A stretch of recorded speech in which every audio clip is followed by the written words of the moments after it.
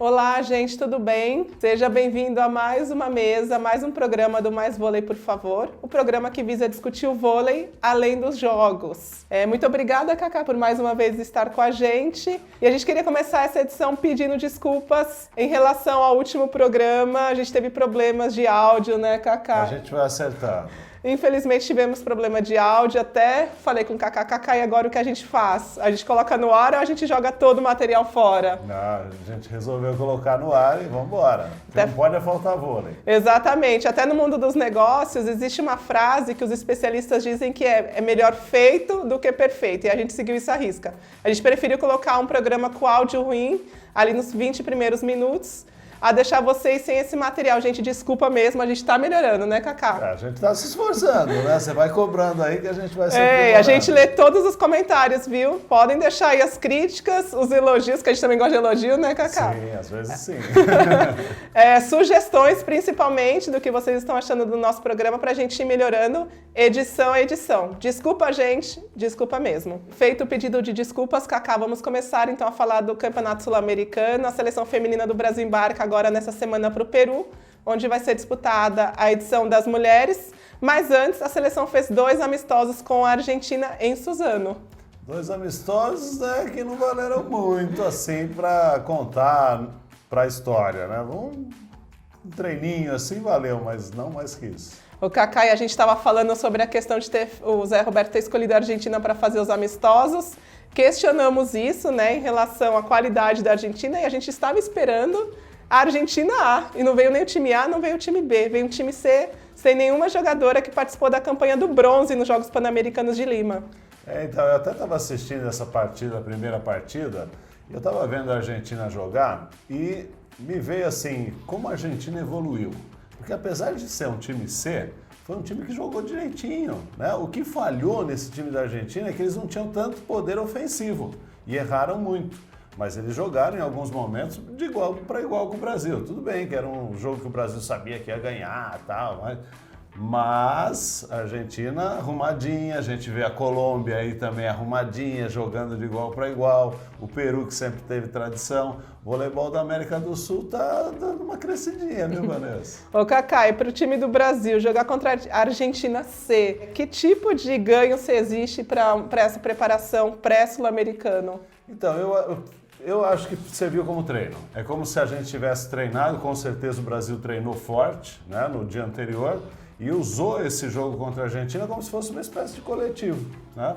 Então, nesse ponto valeu. Para testar jogadoras, para ver se o time tá bom, se o time tá... Não, isso pode esquecer porque não valeu para nada. Cacá, e você fala muito sobre o nível, o estágio que a seleção se encontra de treinamento e como isso se reflete na questão do adversário. A Argentina, a gente teve uma Sheila voltando, Fabiana, Camila Bright, então a Argentina C foi um bom teste para essa seleção que está começando a ganhar mais ritmo de jogo? Foi uma maneira de treinar melhor, de não ser eu contra você que já estou acostumado a treinar todo dia, né?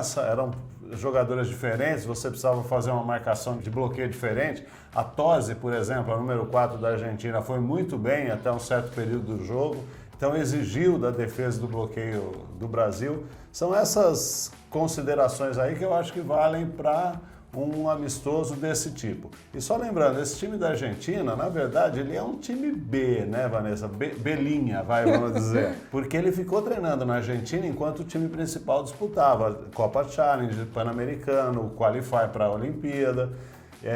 E tem muitas jogadoras que podem fazer parte das futuras convocações, né? É lógico que a Argentina não é um time... Olha só, eu ia falar que não pode ganhar do Brasil. Pode, já ganhou 2 vezes de 3-0 nos mas ali não conta, né, Cacá? Conta sim. E o Brasil vai ter que jogar mais porque perdeu esses 2 jogos de 3-0 da Argentina. Quando saiu essa convocação, Cacá, sobre o time C ou Belinha da Argentina, a gente até entrou em contato com o Zé Roberto para perguntar se mudava alguma coisa nos planos da seleção. Afinal, a seleção esperava jogar contra o time A da Argentina, né? Já uma preparação para o Sul-Americano, uma preparação mais forte. Ele falou, não muda nada. Não pode mudar, né? Tem que manter o planejamento. O planejamento do Zé Roberto já é para Tóquio, né? Então tem que pensar nisso. A própria participação da Sheila no primeiro jogo, né, já mostrou que não é para ela estar jogando tudo agora. Ela vai jogar em Tóquio se chegar com condições de fazer parte das 12 jogadoras lá. Não, a própria volta da Sheila, Camila Bright e Fabiana, acho que a volta delas acho que ficou maior do que o próprio amistoso. A gente, nós, imprensa, torcida e claro, o Zé Roberto e comissão técnica, todos estavam muito ansiosos por essa volta das três. Principalmente a torcida, né? Você até chamava atenção antes do programa começar, a gente estava dando uma olhada nas fotos para colocar no painel e a presença da torcida. Quando a Sheila entrou foi um festival, né? Uma ovação. A Sheila realmente é uma grande referência, ídolo da torcida e a gente não pode desperdiçar essas figuras emblemáticas. Né? Não, acho que ali a Sheila teve certeza que ela fez a coisa certa ao voltar, né? Voltar no abraço do público, do povo e as duas filhas na arquibancada assistindo ao jogo dela. Deve ter sido assim algo muito emocionante. Emocionante. Eu acho. A Fabiana comentou isso, né? Que quando tocou o hino que ela estava perfilada ali, bateu a emoção. Porque sabe o que acontece? A jogadora chega e fala assim: eu vou parar, né? Eu não vou mais para a seleção, minha carreira está terminando. E isso é tanto tempo dedicado à seleção brasileira e tanta história bonita, né? De conquistas, de vitórias, de volta por cima, que quando ela volta, ela parece que a carreira começa de novo, né? Então é uma emoção renovada, isso que é legal.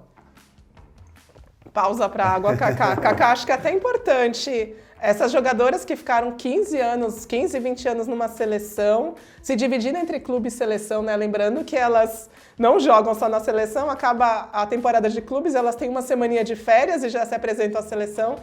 É importante elas terem esse respiro, esses anos, entre aspas, de folga da seleção, para elas voltarem também a ter aquele gosto de defender o país. Anos que antecedem a Olimpíada são terríveis. A gente vê por essa temporada, né, Vanessa? Acabou a Superliga, foram para Saquarema, começaram a treinar, tinha pré-olímpico para a Olimpíada, uma disputa dificílima contra a República Dominicana. Se não classificasse, ia ter que pensar no outro pré-olímpico, Pan-Americano emendado, Sul-Americano, vai para a Copa do Mundo, volta para as finais do Paulista, quem conseguir, né, que é o campeonato mais disputado do Brasil. Depois, engata a Superliga, que já começa em novembro, vai até abril, se apresenta para os Jogos Olímpicos. Então não tem. O pessoal que reclama, fala assim, mas está de corpo mole. Tá. Gente, sem pausa para a família, para a vida pessoal, é direto. Chega uma hora que precisa relaxar e falar assim, eu quero um ano sabático, não me encha mais. É como a gente, né, Cacá? A gente, na profissão, também chega uma hora que fala, nossa, seria maravilhoso poder tirar esse ano sabático, porque você emenda várias atividades, você é professor, você é comentarista, você tem tantas atividades ao longo do ano que chega uma hora que você fala, nossa, não aguento mais, por mais que você ame o que você faz. Sim, e com uma diferença, né, Vanessa? Por exemplo, quem é professor está nesse quadro de estresse, né, de estafa, vai lá dar uma aula mais ou menos, não deveria dar, mas não atrapalha tanto. Agora vai um atleta jogar mais ou menos contra uma Rússia, contra uma China. Acabou, não tem, é sova.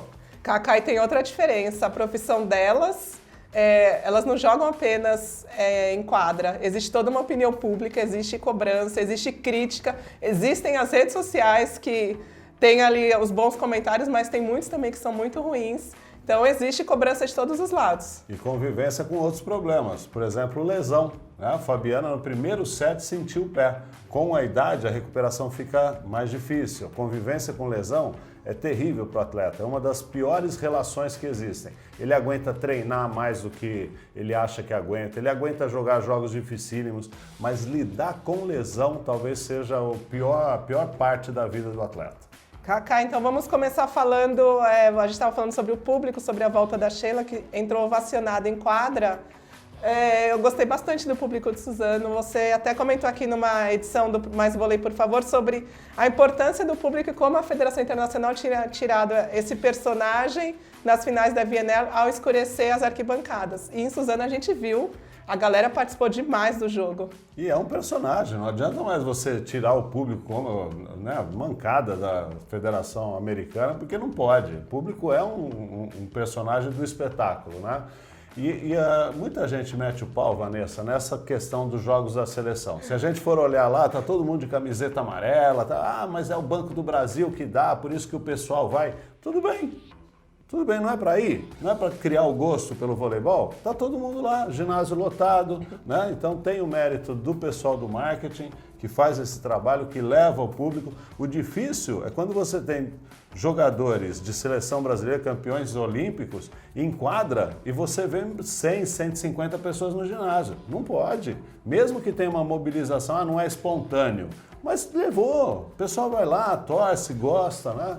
Eu acho que... Então, parabéns aí aos organizadores. A Arena de Suzano levou 5.000 pessoas em cada jogo da seleção e assim, horários não tão convidativos, né, Cacá? No domingo foi às 10 da manhã, para quem saiu de São Paulo, capital, teve que acordar bem mais cedo, que Suzano não é tão perto. E na terça-feira, 9h30 da noite, um jogo de tie-break e vai para depois da meia-noite. Um é na hora da ressaca, o outro é na hora do trabalho, né? No dia seguinte tem que trabalhar, lenhar. Cacá, você comentou do marketing esportivo, né, no vôlei. Aliás, o vôlei é um dos esportes que melhor trabalha essa questão do marketing. E o que eu achei muito interessante no jogo contra a Argentina foi que as meninas usaram uma camisa com a marca Criança Esperança, uma ação importante da Globo. Aliás, a Globo passou o primeiro jogo. E essas camisas, elas vão ser leiloadas ao fim do segundo jogo para o movimento Criança Esperança. E aí toda a verba vai ser revertida para o projeto. O voleibol é um produto de marketing da empresa, né? Então não dá para a gente hoje dissociar essa realidade profissional que ele vive, querendo, né? Tem que aproveitar, essas ações fazem parte do vôlei ter se tornado profissional. E hoje o apelo é muito grande.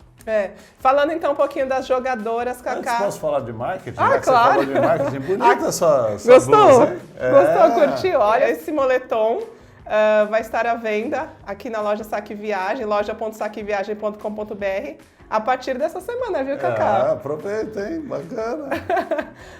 Falando agora das jogadoras, a gente teve a volta também da Drusila. A Drusila que passou por uma longa recuperação, voltou muito bem, voltou como titular.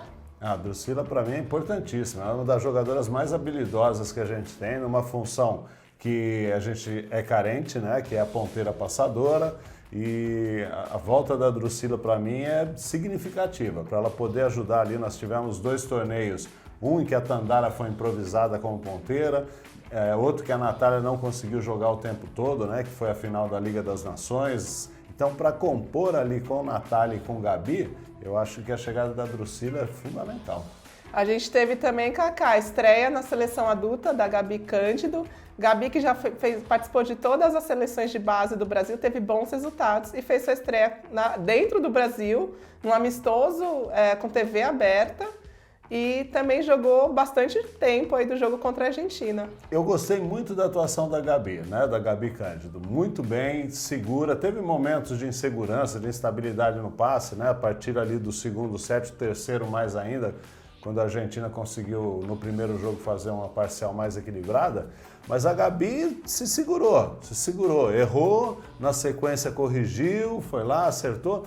O único problema é que não dá pra gente falar assim, a Gabi Cândido foi bem. Ela foi bem contra a Argentina, time belinha, né?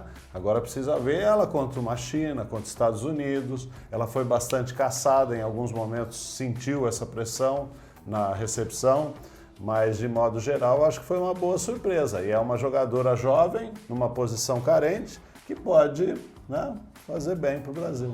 Não, a Gabi foi caçada pelas sacadoras da Argentina e você comentou, né? É uma posição que a gente ainda tem muitas vagas em aberto, pelo menos é o que eu vejo. A gente tem Natália e Gabi, Sim. Titulares absolutas. Amanda, que vem sendo bastante aproveitada, agora voltou do Drusila, veio a Gabi Cândido, no Pan-Americano a gente teve a Lana, teve Mayra. Então assim, o Zé Roberto tem testado bastante gente na posição de ponteira passadora. Também. Tainara. Né? Eu acho que é um bom reforço. A Drusila vem casar bem com as outras opções que a gente tem. E a gente estava aqui falando da Sheila, Cacá, ela entrou ali na reta final do segundo set, era uma volta muito aguardada. Tem a questão da Sheila de ser, certamente, uma das 3 maiores jogadoras da história do vôlei brasileiro, mas também tinha a questão que ela tinha ficado 3 anos parada, então a gente queria saber como que estava a Sheila. Ainda não deu para ver, né? Ainda não deu para ver. O respeito, a gente sabe que tem da torcida, dos adversários. A Sheila, em condições, é um reforço espetacular para Tóquio. Eu acho que ela está sendo preparada para Tóquio. Agora, chegar até as vésperas de Tóquio em condições boas, de igualdade com as outras opostas, né?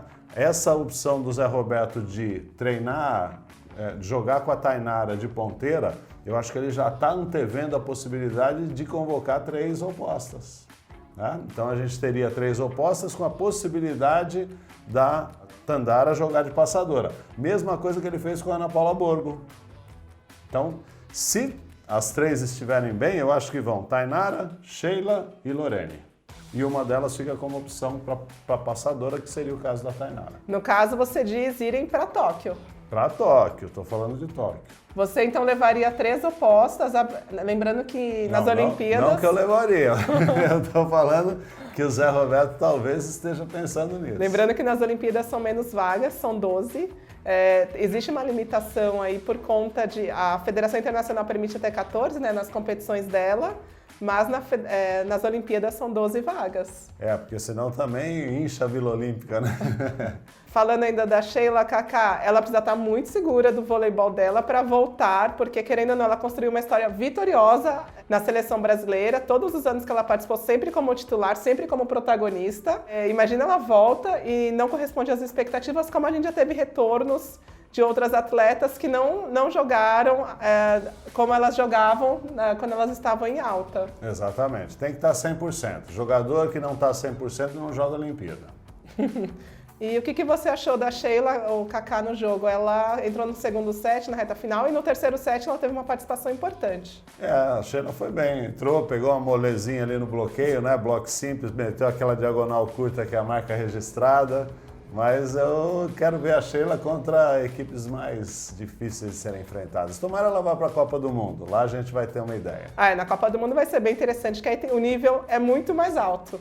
Com certeza. Vai pegar as principais seleções do mundo, aí sim a gente vai poder ter uma ideia da possibilidade da Sheila continuar jogando nesse nível.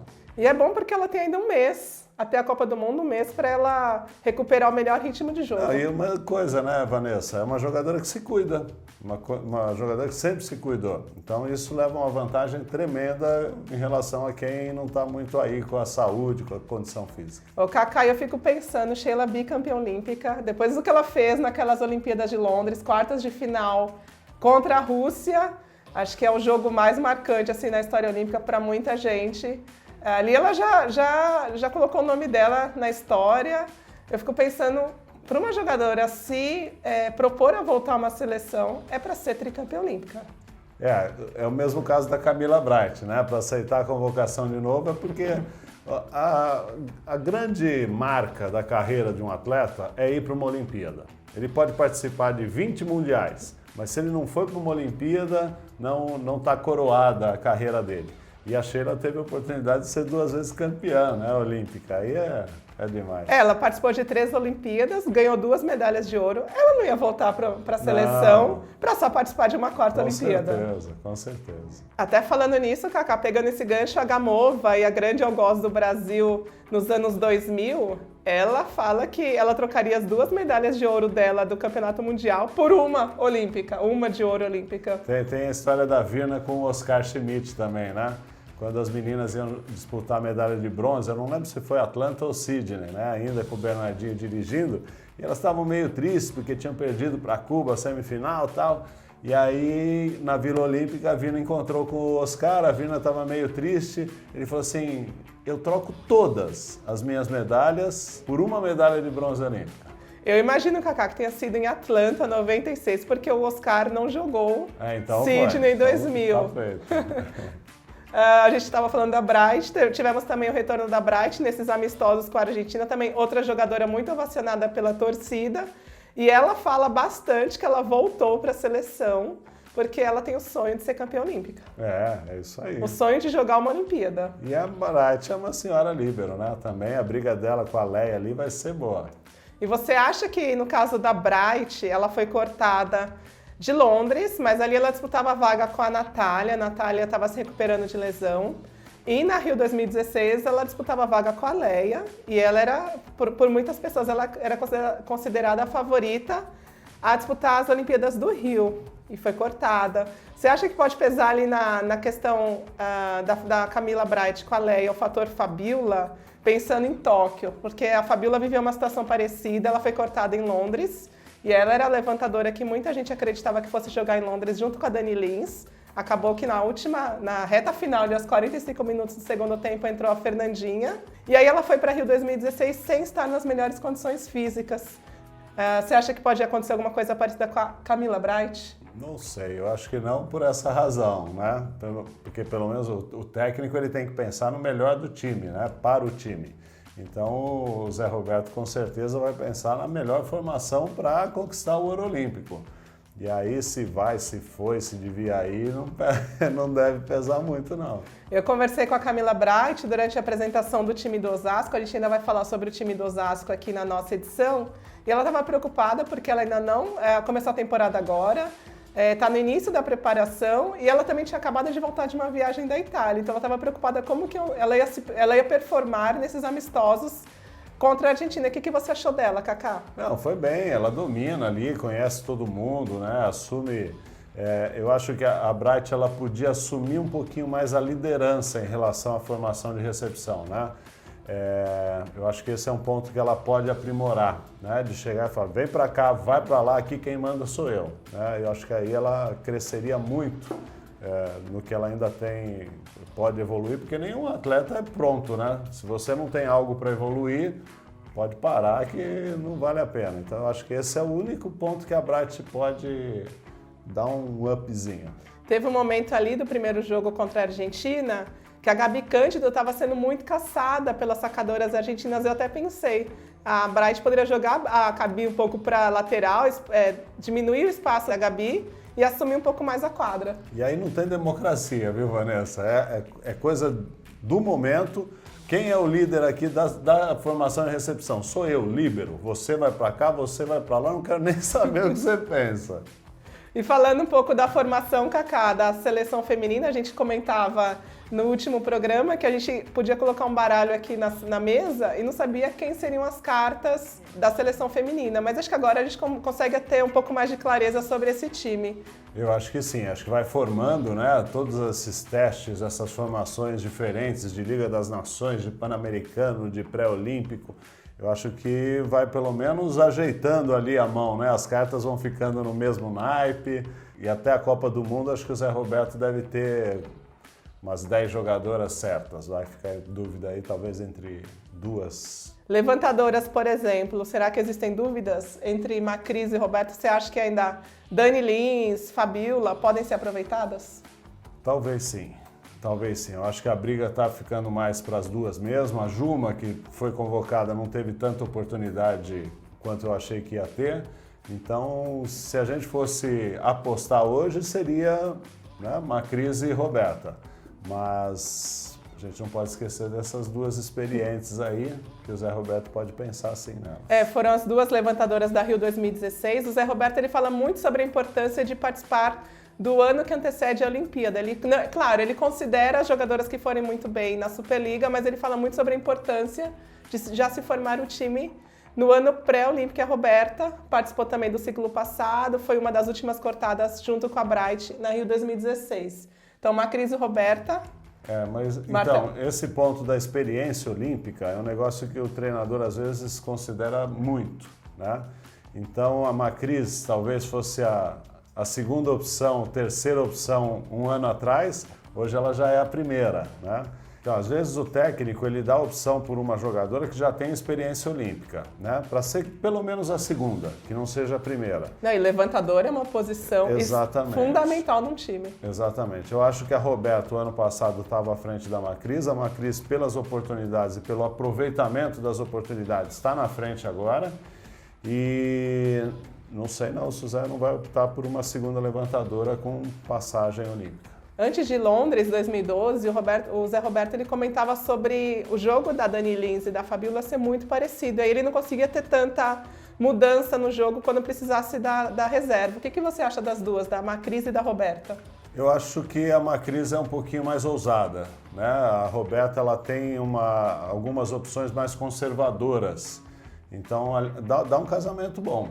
Eu acho que na hora que não estiver acontecendo, tiver aquela velocidade além da conta, a Roberta é uma figura importante ali para entrar, cadenciar um pouquinho, jogar de uma forma mais cadenciada. Cacá, a gente ainda não sabe das opostas. Você sugeriu até, de repente, de levar 3, mas é uma inversão boa que o Brasil tem. Se de repente for Roberta com Sheila ou com Tandara fazendo a inversão, é uma inversão fortíssima. Sim, fortíssima. E tendo essas 3 jogadoras, por exemplo, vamos dizer que a Tandara esteja no banco, né, em algum momento. Está chegando o final de jogo, tem uma passadora boa no fundo de quadra. A Tandara pode entrar na outra ponta, ficar fora do passe e de repente aparecer como uma opção ofensiva muito melhor, né?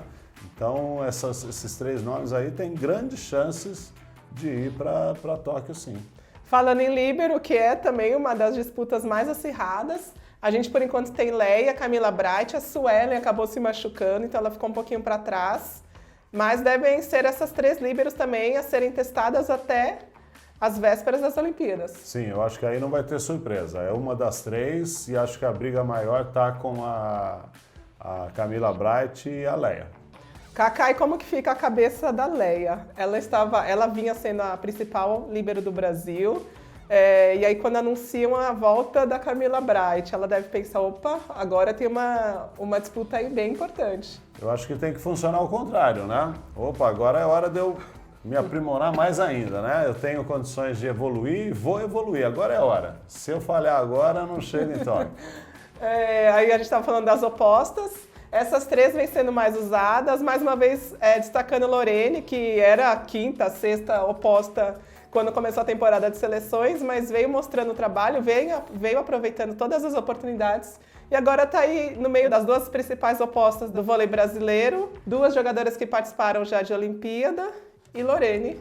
Então, você sabe que o problema, esse calendário da Federação Internacional, Vanessa, fez com que as grandes forças não se enfrentassem com todo o seu potencial. Então nós tivemos um pré-olímpico, que o Brasil só pegou a República Dominicana de força intermediária aí do voleibol internacional. Foi para um Pan-Americano com todas as equipes, né, meia bomba ali. Não vai jogar a Copa do Mundo, talvez, contra adversários com suas principais forças. E aí não tem mais competição. O Brasil só vai jogar contra elas quase lá no meio do ano que vem. Então essa referência contra os grandes times é que o Brasil precisa pensar. Talvez marcar alguns amistosos, ir para a Europa, ficar jogando com Itália, com Sérvia, convidar a China para jogar 2 amistosos, porque não vai ter intercâmbio. Imagina você ficar mais de um ano, né? Se a gente pensar que essa temporada já foi, ficar mais de um ano sem jogar contra os principais times. A Liga das Nações, que poderia ser essa oportunidade, todo mundo foi com um time misto. Então, acho que pode pesar, principalmente para essas mais novas. A Lorena ainda não pegou uma azul ali subindo para bloquear, uma Boscovic, né, com o bração aqui em cima dela.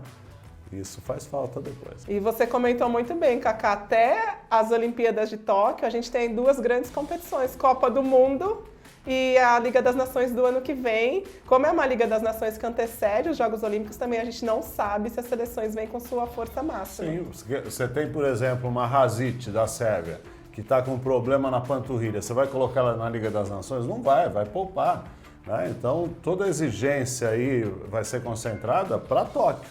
E aí a Liga das Nações a gente não sabe como que os times vêm também. Historicamente o Brasil vai com força máxima, mesmo em competições que antecedem os Jogos Olímpicos. Eu lembro até do Grand Prix, ainda era Grand Prix naquela época, de 2008, que o Brasil venceu ali na fase final todos os adversários por 3-0. Ali muita gente se questionou se os adversários estavam escondendo o jogo ou não. E aí a gente viu o que aconteceu depois em Pequim. O Brasil sobrou e venceu assim. Eu acho que foi uma das campanhas mais tranquilas, um time muito superior aos adversários, e a seleção feminina conquistou o ouro ali. A briga de ponteiras também tá grande. A gente tem 2 jogadoras ali com, de repente, a vaga certa, mas as outras 2 ou 3 vagas em aberto. Sim, ali nós temos 2 fora de série, né? A Gabi e a Natália vão estar em Tóquio, vão brigar para serem titulares. Depende da condição física da Natália, ela vai ter todo esse período para se recuperar. A temporada de clubes vai ser fundamental para isso. E as outras estão correndo por fora, né, Vanessa? A gente vem sempre repetindo aqui no programa que o problema do Brasil está na ponta. Nós não temos ponteiras formadas há tanto tempo. A gente tem, em quase 2 décadas, 4 ponteiras que se revezaram ali. Então, todas as demais não tiveram oportunidade. E agora a gente está sentindo essa falta, né? Não, a gente viu isso muito claro, Kaká, nos Jogos Pan-Americanos. Se tivesse uma ponteirinha ali mais experiente, talvez o Brasil tivesse até voltado para casa com ouro. Faltou uma ponteira ali. E você usou o termo certo, se tivesse uma ponteirinha. Só que ponteirinha no nível internacional não é uma ponteirinha de 1,75 m, né? Ponteirinha de 1,75 m a gente tem, né? Que são ótimas, são importantíssimas para os clubes. Mas no nível internacional não dá para jogar. Então precisa ter ponteirinhas, né, habilidosas, no termos de habilidade, mas com 1,85 m daí para cima. A Gabi e a Natália, elas foram poupadas nos amistosos agora contra a Argentina. A expectativa é que elas voltem para o Campeonato Sul-Americano. E a gente tem também nessa corrida a Amanda, que vem sendo bastante usada. A Amanda pesa a favor dela a questão de ela ser muito boa no fundo de quadra. As outras jogadoras não têm essa função, elas são mais definidoras. E temos agora também na disputa a Gabi Cândido e Drusila.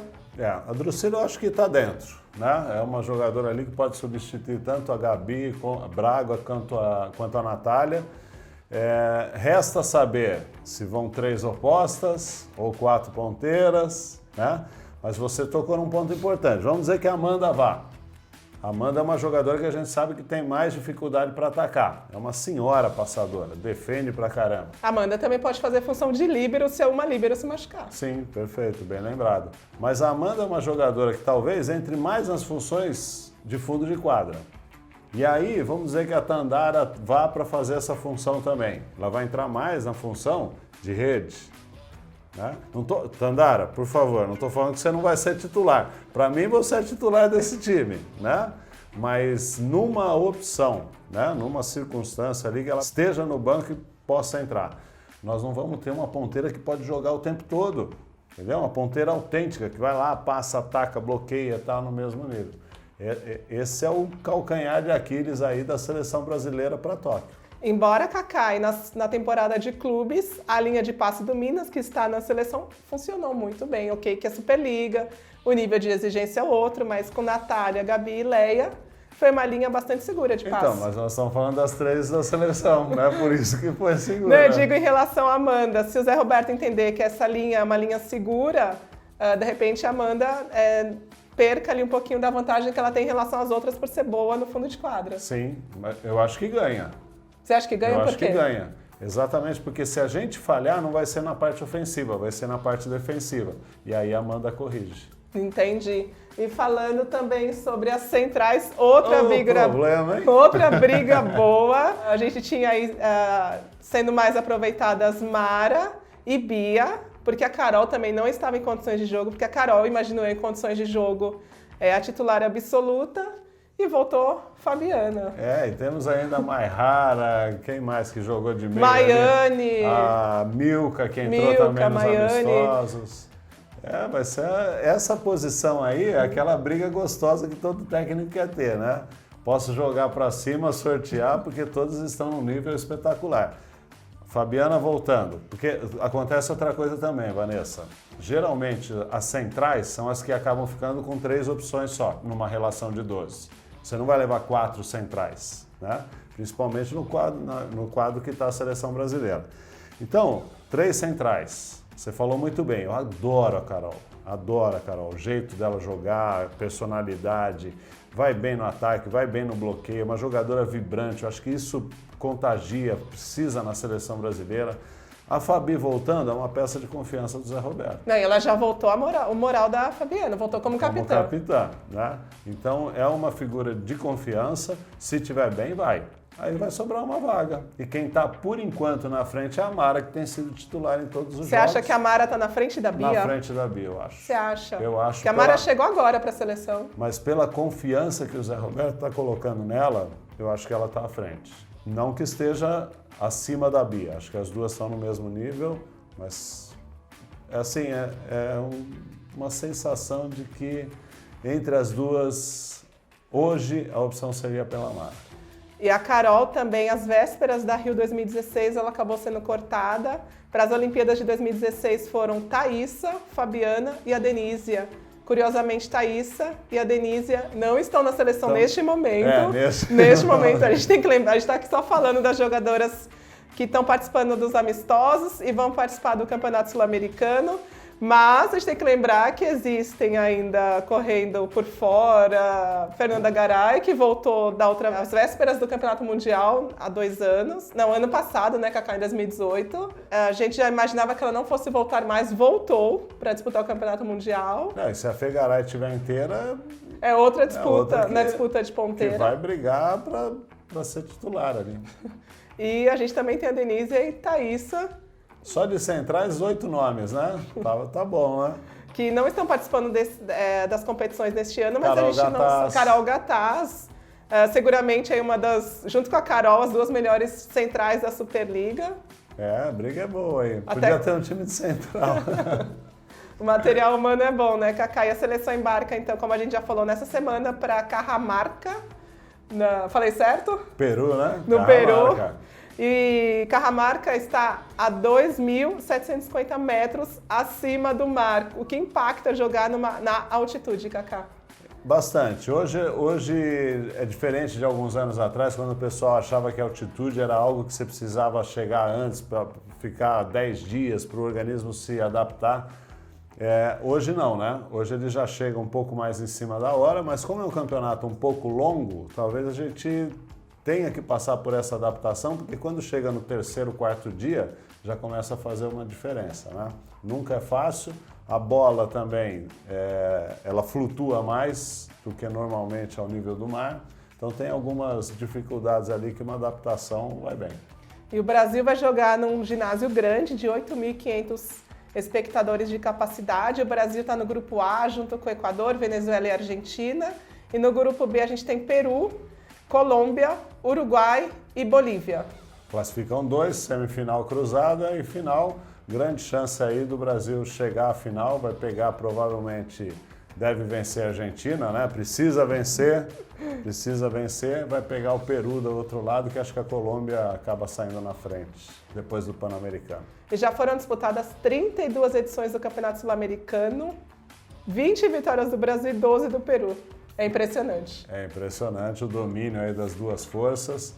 E você também fez um levantamento aí de sets, né, Vanessa? Desde 99, Cacá, há 20 anos, que o Brasil não perde um set para nenhuma seleção sul-americana. Será que isso dentro do Campeonato Sul-Americano. Será que o tabu vai ser quebrado? Olha, eu estou bastante confiante. Que não seja. Que não vai ser quebrado. Você também tem outro levantamento sobre 95? Desde 95 só dá Brasil, né? Depois que nós eliminamos de vez a hegemonia peruana, desde 95 é só Brasil. Mas eu acho, Vanessa, que a gente corre risco de perder um set aí sim. Tanto a Argentina quanto a Colômbia podem surpreender o Brasil. Não acho que vençam, mas podem surpreender num setzinho, um jogo mais difícil. Mas a boa notícia, Cacá, é que na primeira fase o jogo do Brasil contra a Argentina é o último. Então vai dar para entender melhor a atmosfera do ginásio, entender melhor o próprio jogo e quando chegar contra a Argentina já está mais adaptado. Sim, se o Brasil for com uma força um pouco mais completa do que foi para o Pan-Americano, vence a Argentina. E a Argentina, a Argentina possivelmente não vá com sua força máxima. O técnico ele já declarou que ele deve mesclar algumas jogadoras que participaram desses amistosos com o time que ficou na Argentina treinando, o time que foi medalhista de bronze nos Jogos Pan-Americanos de Lima. E o time que ficou treinando é muito mais capacitado do que o que veio para os amistosos no Brasil, né? Uma mescla aí seria 9-3, né? 3 desse time que ficariam ali no banco de reservas. Não acho que ele escolha 50%, não. Ele fez essa opção porque a Argentina vem de uma sequência de jogos, de novo o calendário, né, Cacá, da federação. Elas disputaram a Challenger Cup, Copa Pan-Americana, Pré-Olímpico e Pan de Lima. Por isso, a opção do técnico em trazer as reservas para disputarem esses amistosos com o Brasil. Eu achei uma pena. Foi uma pena, mas é um direito dele. O Zé Roberto fez a opção de fazer o descanso no Pan-Americano, né? Ele está fazendo a opção nos amistosos. Mas quando eu vi a relação ali, Kaká, do time da Argentina que vinha disputar os amistosos, eu até fiquei pensando, um jogo desse na Globo, poderíamos ter passado vergonha. O vôlei espetacular ao vivo. O vôlei raramente está na Globo, e quando tá é com jogo fraco. Eu também esperava que fosse diferente, né? Mas ainda bem que no segundo e no terceiro set ainda deu um joguinho, porque o primeiro foi o que a gente esperava, 25. E ainda bem que no terceiro set ali no primeiro jogo foi, né, o saque da Carol que acabou o jogo ali viajando na rede, caindo sem chance. Kaká, e como que vem a Colômbia? A gente conversou com o Antônio Rizzola, depois dessa surpreendente campanha delas no Pan-Americano de Lima, como que vem a Colômbia por Sul-Americano? Então, a Colômbia vem muito motivada, né? A campanha no Pan foi realmente espetacular, eu acho que para subir o moral do time todo, mas também, Vanessa, vem mais estudado pelos adversários. Antes você chegar e falar assim, não, vamos treinar um pouquinho mais forte, porque amanhã é a Colômbia, né? O que você sabe da Colômbia? Não se preocupa muito, se preocupa com essa jogadora, que no caso era Montano, né? Montanho. Só tinha Montanho praticamente de atacante. Exato. Então era a preocupação com ela, as outras chamavam pelo número, né? Hoje não, hoje já sabe até o nome das jogadoras da Colômbia, todo mundo vai estudar mais e vai ser um pega bem interessante, principalmente na semifinal. Eu acho que a semifinal de quem jogar com a Colômbia, se for a Argentina, vai ser o melhor jogo do Sul-Americano. Não, e certamente o grupo B, o grupo do Peru, vai fazer de tudo para não terminar em segundo, porque ninguém vai querer cruzar com o Brasil na semifinal. Sim, com certeza. A chance de chegar à final é pegar a Argentina. E essa disputa do Sul-Americano, ela é importantíssima, porque os 4 primeiros colocados ganham ingresso para participar do pré-olímpico sul-americano em janeiro. Como o Brasil já está classificado para Tóquio, a tendência é que o quinto time de melhor campanha dispute essa vaga para Tóquio em janeiro. Ou seja, só vai ficar um de fora. Não, na verdade, Kaká, como são 8, ficam 2. Ficam 2 de fora ali. Vai sobrar para Equador, qual que é a outra chave? Venezuela, Bolívia. Bolívia e Equador, valeu, participou do Sul-Americano, viajou até Carramara. Tirou umas fotos com as jogadoras brasileiras, que é curioso que na disputa do Sul-Americano, as jogadoras das seleções mais fracas, elas tietam muito as brasileiras. É a oportunidade de estar junto do ídolo, né? Exatamente. E falando um pouquinho sobre o Peru que vai um pouquinho pressionado, né, Kaká, pela má campanha nos Jogos Pan-Americanos de Lima, vendo aí uma outra escola crescer, a Colômbia, e ela que está um pouco estagnada. Engraçado, né? O Peru que tinha, depois que o Luiz Omar foi para lá, tinha toda a possibilidade de voltar, não digo voltar a ser o que era, porque é muito difícil ter uma geração igual a que quase foi campeã olímpica em 88, né? Aquela geração foi acabando e o voleibol peruano foi declinando. Mas pelo menos tem um rendimento igual ao da Colômbia, né? Não é diferente a compleição física, a qualidade técnica, se a gente comparar Peru com Colômbia. Só que enquanto a Colômbia subiu, né, a seleção peruana não conseguiu a mesma evolução. Até falando na Colômbia, a gente conversou com o Rizzola e perguntou para ele se depois do Pan-Americano, a Colômbia era uma das favoritas à vaga para Tóquio. O que ele respondeu, Kaká? Em letras maiúsculas, de jeito nenhum, né? A favorita continua sendo a Argentina. Tá certo ele, né? A Argentina tem mais história, a Colômbia está chegando agora. Não jogue responsabilidade nas costas das minhas jogadoras. Kaká, mas pelo que eu vi no Pan-Americano, é claro que a gente ressaltou bastante aqui que o Pan-Americano não é uma régua tão exata do atual cenário do vôlei sul-americano, mas eu gostei mais do time da Colômbia. Não, encheu os olhos. A gente ficou muito satisfeito por ser um brasileiro que está no comando dessa evolução do voleibol colombiano. E a gente torce aí para que tudo dê certo, que a Colômbia seja uma força no continente, porque a gente carece muito disso, né, Vanessa? O Brasil, para pegar grandes seleções, precisa sair do continente. Se a gente tiver uma América do Sul forte, vai ser bom para todo mundo. Até a Argentina, eu fico com a impressão que a Argentina não consegue passar daquele nível em que ela se encontra. Ela sempre fica ali naquele mesmo patamar, terceiro escalão talvez, no cenário mundial, mas ela não consegue avançar. Porque não consegue ter uma média de estatura adequada para competir internacionalmente. A Argentina tem um ótimo trabalho de base técnico, até nesses amistosos. A Argentina defendia muito bem, né? Mas na hora de atacar errava, ficava no bloqueio por causa dessa dificuldade. Atacou pelo meio contra a Argentina, é bola no chão. As bloqueadoras argentinas não conseguem chegar, são muito baixas para o padrão que se exige hoje. Não, a gente viu algumas fotos dos jogos agora Brasil e Argentina e o bloqueio delas era impressionante de passar assim 10 centímetros acima da rede. A diferença é muito grande. A gente viu, até comentou aqui em outros programas, o nível internacional das bloqueadoras, a Drus passando aqui o pescoço, né, da rede. E as argentinas passando o pescoço da borda inferior. Não, claro que vocês técnicos sempre falam que o alcance não é tão importante no bloqueio, o mais importante é a técnica, mas se não passa nem 10 centímetros, né, Cacá? Exato. Quando a gente fala que não é muito importante, não é muito importante a partir de uma certa altura, né? É mais importante a técnica, mas a partir desse limite. E a gente está falando aqui do Sul-Americano, Cacá, mas já tem uma outra competição continental rolando, o Campeonato Asiático Feminino, está acontecendo em Seul, na Coreia do Sul. E o campeonato asiático ele é mais extenso, né? Tem mais gente participando, então não dá para ser tão curtinho quanto a América do Sul. E já temos algumas equipes aí fazendo prevalecer o favoritismo, né, Vanessa? Vencendo os primeiros jogos. Lembrando que a Coreia está com o time completo, a Kim, o Lavarini apostando por sediar também a competição num título. E a China que não foi com o time completo, né? Foi com um time B, um time...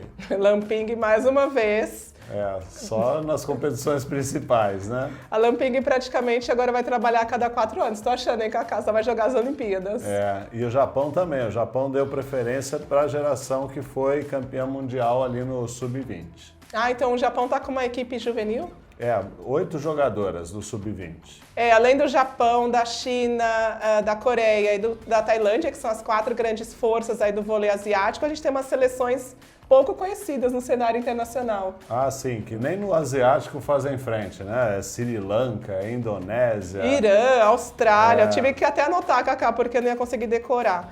Índia, China Taipei, que disputou agora a Challenger Cup. A Taipei às vezes chega, hein? A Taipei às vezes surpreende. A gente tem o Cazaquistão, que já disputou o Grand Prix, mas são seleções de menor prestígio no cenário internacional. O Cazaquistão ainda até pode brigar ali, já que a China está com um time misto, o Japão não está com o time principal, a gente pode ter algumas surpresas, eu acho que do 3º lugar para baixo. Mas a disputa maior acho que fica ali entre Coreia, Tailândia e até a China, com esse time mais ou menos, é forte, né? Tá rolando então um campeonato asiático e também, além do campeonato sul-americano que a gente já comentou aqui, começa na Europa o campeonato europeu, que é o campeonato que todo mundo aguarda, que tem várias sedes, 4 países na primeira fase sediando os principais jogos. Vamos também na próxima mesa falar um pouquinho de campeonato europeu.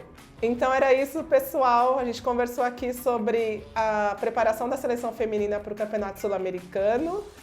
E nesse bloco, ainda nesse programa, a gente vai falar sobre o Campeonato Sul-Americano masculino, os outros campeonatos continentais, dar um giro aí de notícias pelo mundo, né, Cacá?